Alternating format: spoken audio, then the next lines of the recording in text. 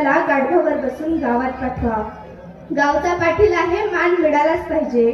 2 हात काढले, 2 पाय काढले आणि मानाने पाटलाला गाढवावर बसून गावात पाठवून दिलं. ही शिवरायांची न्याय व्यवस्था होती.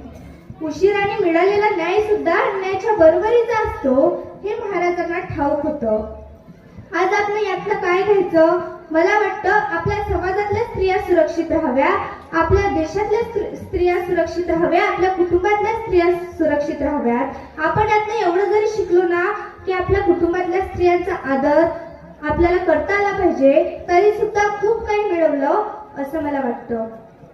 पुण्यातल्या एका सुशिक्षित बापलेकाची गोष्ट आहे.